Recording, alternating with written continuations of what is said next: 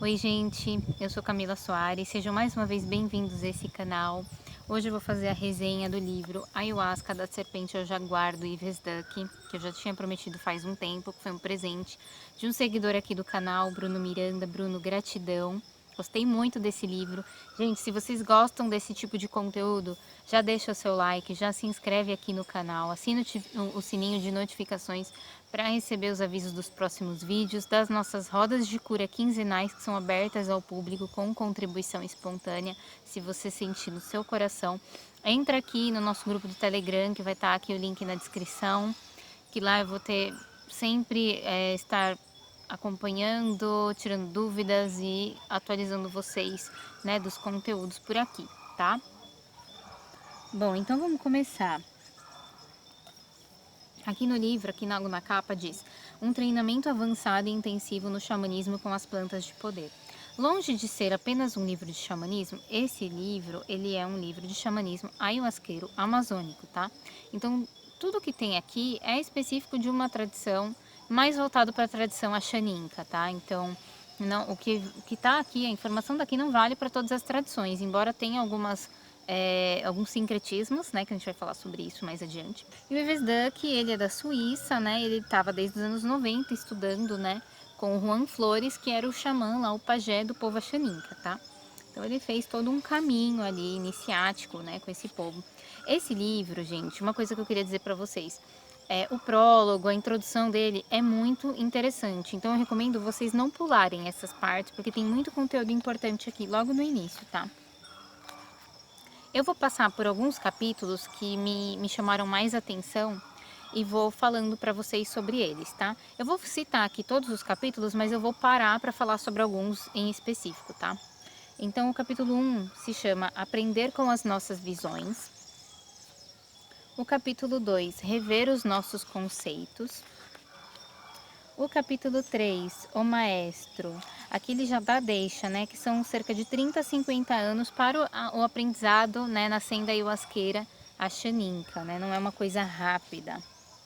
Aqui ele vai falar, assim, um pouco sobre a formação espiritual do Juan Flores, né? Inclusive o Juan Flores, ele mantém ainda um centro espiritual. Eu dei uma pesquisada, né, no Google, ele ainda mantém esse centro, faz algumas cerimônias, né? Faz atividades, acredito que faça retiros também. Juan Flores também aprendeu com o povo Shipibo, não só com o povo Axaninca. Ele é de linhagem Axaninca, né? Mas ele aprendeu também um tempo aí com os Shipibo. Capítulo 4, a iniciação, morte e ressurreição. Vai falar daquele processo, né, da morte xamanística, da morte iniciática, né, que a gente já é um assunto já esgotado assim no tema do xamanismo, mas se você quiser que eu fale mais sobre isso em algum vídeo, comenta aqui que eu faço um vídeo mais voltado para isso. Capítulo 5, acesso ao conhecimento e à purificação.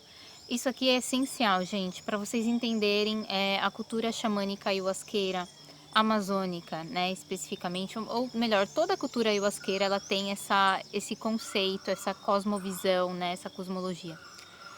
A ideia de que você precisa primeiro se limpar, né, então a ayahuasca é conhecida por purga também, né, e existe todo um processo, né, de utilização de ervas purgativas antes de você começar os processos com a ayahuasca também, né. Então eles trabalham com a purga do tabaco, tem outras ervas que também são purgativas, às vezes usam o chá do tabaco também para purga, que é uma coisa fortíssima, né, gente, eu nem consigo imaginar. E então, assim, tem um pouco esse conceito que me traz muita ideia daquela, me remete muito àquela frase do Pitágoras, né? Que fala que até o mel mais doce azeda no recipiente sujo, que a gente precisa purificar o nosso coração antes de permitir que o amor entre nele.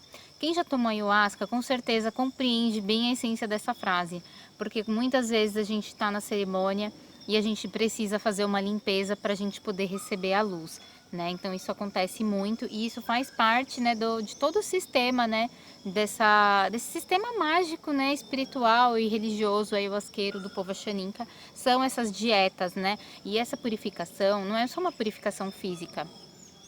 Então, a gente fala, na verdade, de uma reprogramação, que não é só mental, é do corpo também. Então, são dietas, né, e austeridades. Não acho que austeridades não seria a palavra certa, né, austeridades não. Mas, assim, são abstenções. Então, abstinência sexual, né, dieta, isolamento, né, Então você não pode conversar, não fica com o celular, você só fala com o curandeiro quando ele vai lá te visitar, né? Você fica vários dias em isolamento.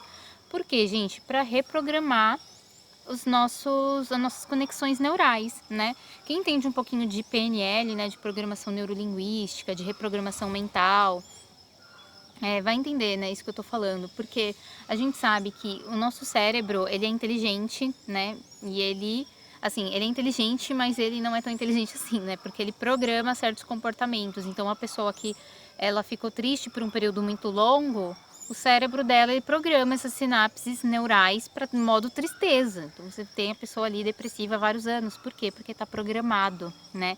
E essas dietas, esses isolamentos, eles têm essa capacidade de reprogramar. Né? Então essa purificação é uma purificação mental, espiritual, física, né? E a gente entra em várias questões, como o fato dos alimentos influenciarem aqui, né? E no nosso espiritual também, né? Dependendo aí do tipo de alimento que se consome. Tem uma frase bem legal aqui no início que fala: purifique-se, peça, receba, haja. Todo o trabalho está nesses 4 tempos, que é de Luz Claude de Saint Martin. Purifique-se, peça, receba, haja. Muito bom, né? Aqui ele fala um pouco, né, sobre a vocação de aprendiz. Achei muito interessante que ele fala, né? Disse muitas vezes que o xamã louco um doente que se curou.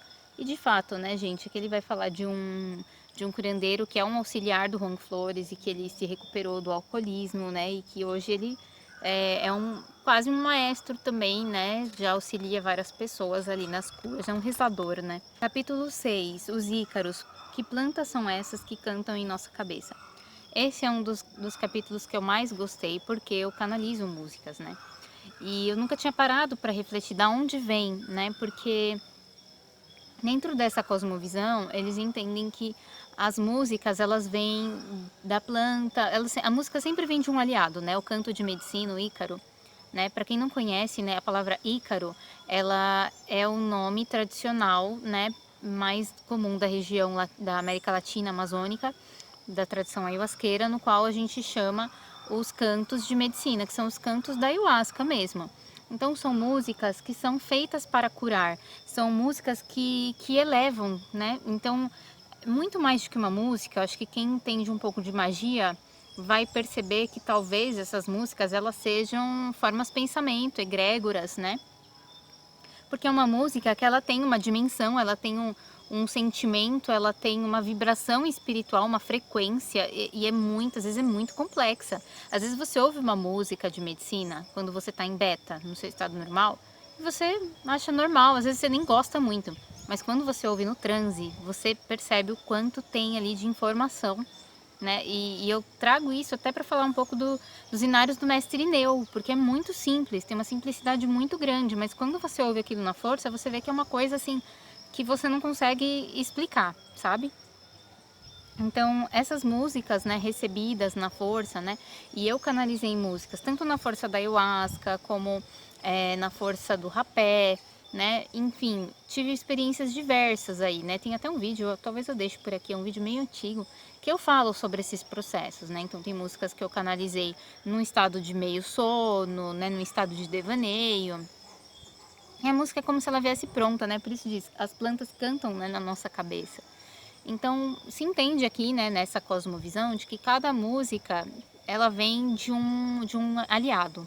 Esse aliado pode ser um espírito, pode ser uma planta, pode ser qualquer coisa, né?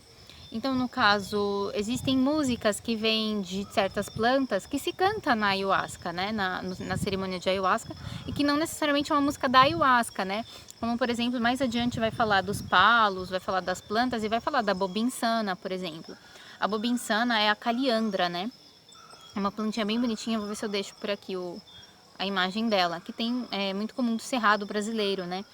E se canta para bobinsana, né, no ritual de ayahuasca, apesar de que nem sempre as pessoas estão dietando bobinsana, mas às vezes as pessoas estão dietando bobinsana, vão lá e tomam ayahuasca também. E se louva, né, esse elemental, essa força de bobinsana, que eles chamam de sirenita, que, né, provavelmente é uma sereia, esse elemental da planta, né, a planta como uma consciência ali. Então, as músicas elas vêm de um aliado, né? E eu nunca tinha parado para pensar nisso, né? De que espírito veio essa música, né? Veio da própria ayahuasca, ou veio de um espírito, de uma divindade, de uma entidade? E isso me trouxe muita reflexão, né? Então esse capítulo foi bem importante para mim. Receber um Ícaro, assim, é uma coisa muito importante dentro dessa tradição, tá?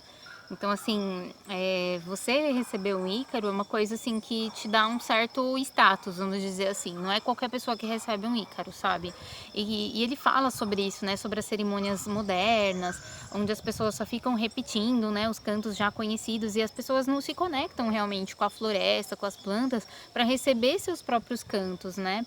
Então, é uma coisa muito especial do curandeiro, dele ter os cantos que são dele, né? Então é como se fosse ali uma ferramenta de cura daquele curandeiro, né? E aí, assim, me trouxe muita reflexão, né? Até porque eu trago algumas músicas para cá, eu pensei em trazer algumas músicas, né, pro Spotify, né? Na verdade, eu vou trazer algumas, mas tem músicas que, assim, eu sinto que não quero, né, deixar ela, assim, publicamente, sabe? Justamente porque existe um respeito, né, nessa relação com esses elementais, com esses seres divinos, quando a gente canaliza uma música e às vezes ela, assim, tem músicas que me tocam de uma maneira muito especial, por mais simples que sejam, sabe? Então isso me trouxe muita reflexão também. A dieta das plantas, os palos. Aqui vai falar mais, né, sobre as dietas, mas principalmente ele vai falar dos palos. Os palos são as plantas, né, e as árvores, desculpa.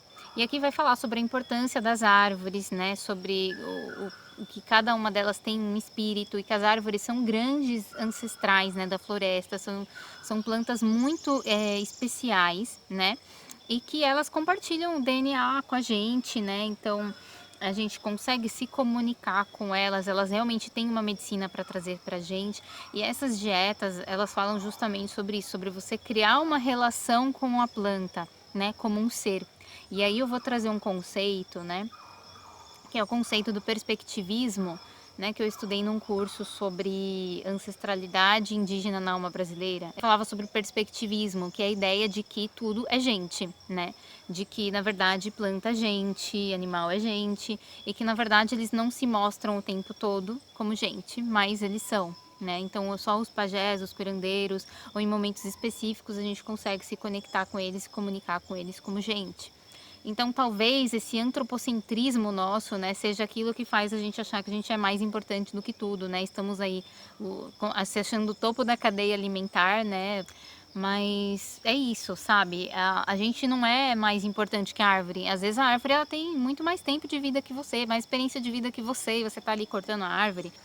Mas eu achei, assim, muito interessante também trazer outras plantas, né, gente? A galera daqui, assim, do Brasil, né, assim, urbana, de São Paulo, das metrópoles, é muito só ayahuasca, só ayahuasca. E tem lugar que eles não fazem nem uso de rapé, de nada, sabe? É só ayahuasca. Então, assim, gente, tem que conhecer outras coisas, né? O Segredo, capítulo 8. Aqui ele começa com "não é para todos", não é para todos, né? Falando sobre a ayahuasca, né? Sobre a questão das experiências, né? Sobre o quanto a ayahuasca pode ser nociva, se mal preparada, se mal indicada, né? Enfim, coisas desse tipo. Ele até vai falar nesse livro, em algum capítulo que eu não lembro qual, ele vai falar sobre uma pessoa que morreu, né? Então, assim, ele traz, realmente, põe o dedo na ferida. Então, eu adoro livros que são, assim, bem realistas, sabe? Que não ficam passando pano e falando que tudo é lindo, bonitinho, porque não é assim, né? Pra mim, xamanismo é uma coisa bem realzona, sabe? Não é essa fantasia, né? A gente se fantasiando de índio e cantando. Aqui tem o capítulo 9, As Origens. E aí vai falar um pouco, né, sobre o povo Axaninca, né? Sobre eles especificamente, sobre a história deles, né? Número 10, o lado sombrio, o bem e o mal estão nas plantas, Juan Flores. Isso, assim, é sensacional, porque eu tô cansada de ouvir pessoas dizer que a ayahuasca é só luz, que a gente deve confiar na ayahuasca e tomar ayahuasca em qualquer lugar, com qualquer um, sem tomar cuidado, sem se perguntar sobre as nossas experiências, sem ter um olhar crítico. Então, assim, fala aqui exatamente que existe o lado bom e o lado ruim. E aí ele vai falar, né, de plantas que são ambíguas, né? Ele vai falar de uma planta chamada Ayahuma. A Ayahuma eu não lembro se tem aqui, né, qual que seria essa planta, né, o nome dela pra gente, eu não lembro agora, mas eu posso dar uma procurada. Vai falar de várias plantas aí que são ambíguas, que elas podem te curar, mas elas podem te matar também. Então, assim, xamanismo amazônico é uma coisa bem, assim, bem forte, sabe?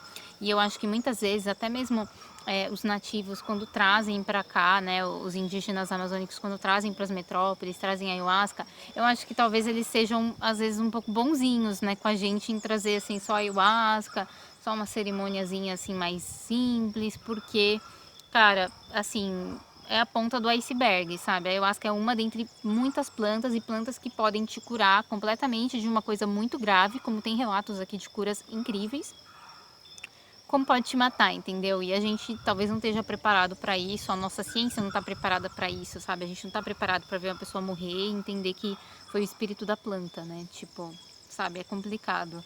Capítulo 11, Mariri, a força do homem em medicina, que ele vai explicar que essa palavra mariri, que é o que a gente chama o cipó, para eles essa palavra ela fala de uma força que seria um equivalente ao ki, ao prana, né?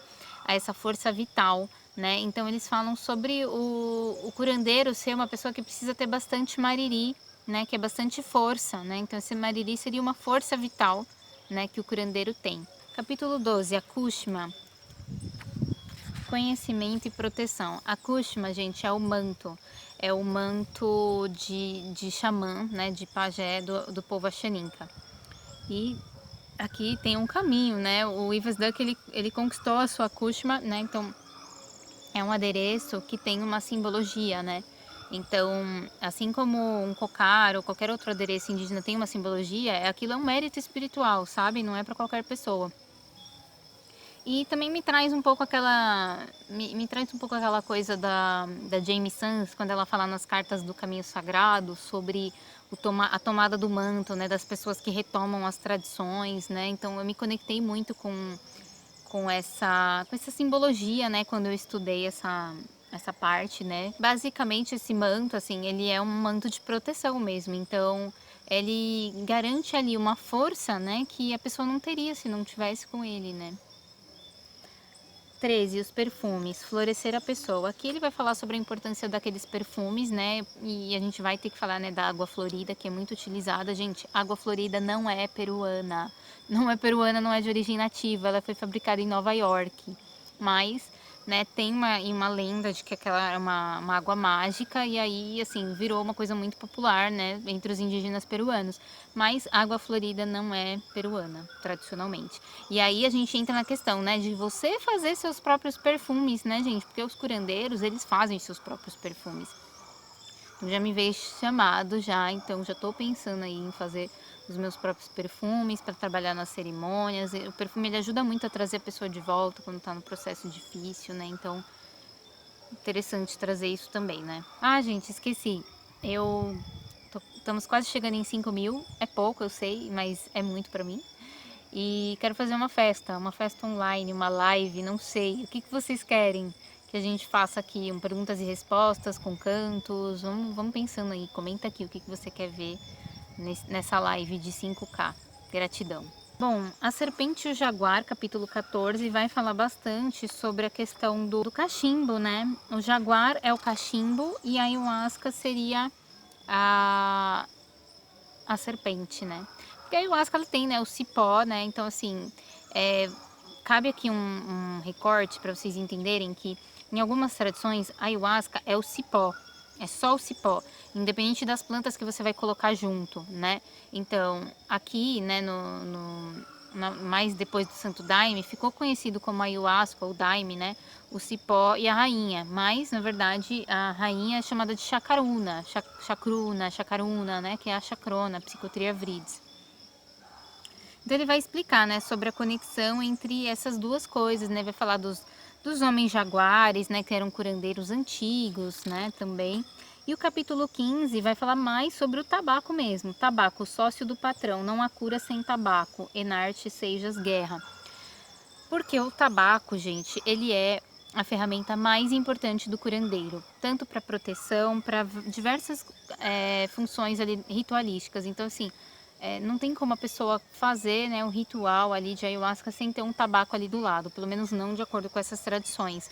Então, isso também me trouxe aí um chamado para comungar mais com o tabaco, me conectar mais com essa força, até porque Teve um ritual que eu trabalhei muito a egrégora do benzimento, que foi depois de eu ter recebido a iniciação no benzimento, né, da falecida Preta Jaya, né, inclusive que faleceu essa semana. Eu tô aqui, assim, triste, mas tentando seguir em frente, né, mas enfim, honras, né, a essa pessoa que me passou esse saber, que foi buscar lá em benzedeiras do Nordeste, que foi buscar, né, bater na porta das benzedeiras para receber ali esse ofício, então sou muito grata.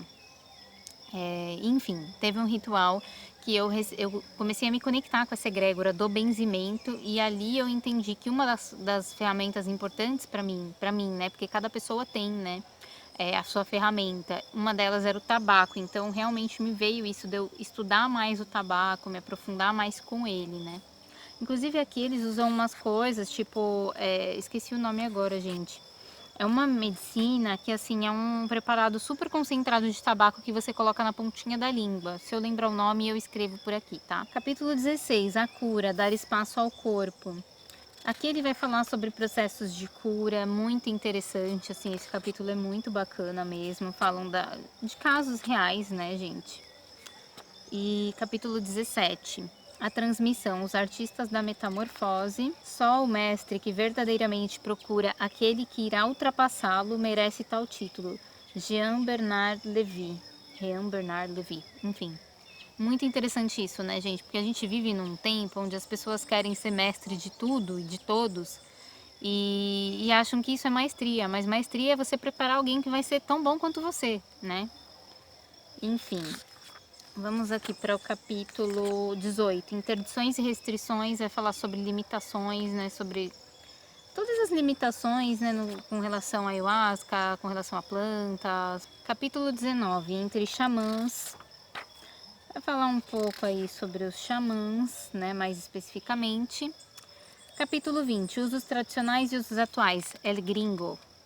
Esse capítulo é bem interessante, porque ele vai falar sobre esses usos modernos, né, que são muito, assim, tem muitas questões aí, eles vão falar inclusive sobre fazer ayahuasca na panela de metal, coisa que eu já falei aqui, assim, nunca tinha parado para pensar, só fui parar para pensar depois que uma colega, né, uma amiga muito querida, teve um problema com intoxicação por conta de alumínio e além disso, eles vão falar também sobre não só sobre esse feitio na panela de metal, querendo assim desconsiderar completamente nessa medicina, vai falar também sobre a música gravada, né? Eles vão assim descredibilizar totalmente também as músicas gravadas. E eu não tô falando isso, gente, para fazer o meu juízo de valor, sabe? Eu faço ritual com música gravada sim, porque como é que eu vou cantar e fazer o ritual ao mesmo tempo, o ritual inteiro? Não tem como, né? Então, assim, é só eu e o Mikael aqui, então não tem condição. Mas me faz muita falta um ritual ao vivo. E às vezes, assim, eu fico de saco cheio de ouvir música gravada, sabe? Às vezes eu penso, eu quero ouvir as minhas músicas, quero ouvir o meu canto, né? Mas é isso, né? Tipo, quando você vai fazer ritual para alguém, você tá numa outra posição. Quando você vai fazer o ritual para você, você tá na posição mais passiva. Então você precisa ter um certo cuidado para você dar conta ali do ritual, sem ter que ficar, né, levantando, né, fazendo várias coisas, né? Você fica mais ali só para receber a medicina mesmo, né? Mas é isso, né? Então é bem descredibilizado, né? A ayahuasca na panela de metal e música de rádio, celular, ou qualquer coisa, né? Falaram até aqui de um caso de pessoa que levou um celular para cerimônia e ficou ouvindo música eletrônica enquanto tomava ayahuasca. Advertência: os mestres destroem os discípulos e os discípulos destroem os mestres. Jiddu Krishnamurti, muito bacana também essa frase. E aí, gente, aqui eles também vão fazer várias advertências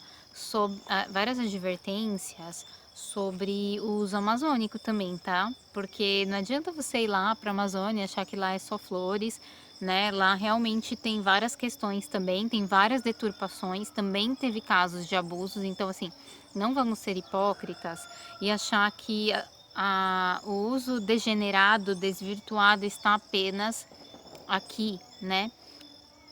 Porque também aconteceram abusos, né? Também acontecem diversas coisas assim inadequadas e é isso, gente. A deturpação ela também tá lá, sabe? E assim, no Peru mesmo tá bem complicado essa questão da ayahuasca, assim. tá bem difícil, né, do pessoal achar um lugar de confiança e tudo mais. Então é importante a gente ter isso em mente para a gente não criar esse fascínio, né? Uma das primeiras coisas que eu ouvi quando eu comecei a estudar o xamanismo foi que as pessoas tinham fascínio com os povos indígenas. E eu demorei a entender isso porque eu também tinha, né? Um fascínio de achar que eles são puros, imaculados, santos, né? Porque o próprio Estado, né, criou essa imagem do bom selvagem, né, justamente para descaracterizar várias pessoas indígenas que foram, né, colonizadas, catequizadas, né, como os da minha família. Então, é isso. Epílogo Salvo das Águas e é isso, gente. E aí ele tem uma parte onde ele vai falar, né, de algumas plantas e os seus usos, né? Eu tinha falado da Yarruma, ela é a Couropita guianensis, eu não sei que planta que é essa, mas aqui diz que ela é boa para AIDS, câncer, depressão, limpeza geral, fortalecimento, convalescença, ensinamentos, proteção contra a bruxaria. Eu falei da bobinsana, né, a Caliandra angustifolia. É boa para friagem, reumatismos, artrite, hemorroidas, depurativa, anticancerígeno, anti-inflamatório e contraceptivo. Inclusive, gente, a bobinsana, o pessoal faz muito dieta dela, tem vídeos em inglês aqui no YouTube falando sobre ela. E dizem que ela é muito boa para abrir o coração também, né? Assim como o cacau, né? A cacau, ela também tem essa função de abrir corações. E assim, descobri várias plantas que tem aqui perto, né, gente? A caliandra tem aqui perto, não a angustifolia, mas tem outra. Tem piripiri aqui atrás, né? Do nada nasceu esse piripiri. É engraçado que nasceu esse matinho aqui e eu pedi pra não roçar.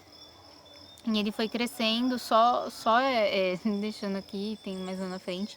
E aí depois eu fui descobrir que isso aí é piripiri, né? O meu vizinho chamou de tiririca, né? Meu vizinho Caiçara conhece bastante aqui das plantas. E que era de uso medicinal mesmo. Então tem plantas assim que a gente acha fácil, tipo o manacá mesmo, xirique-sanango, eu não lembro agora.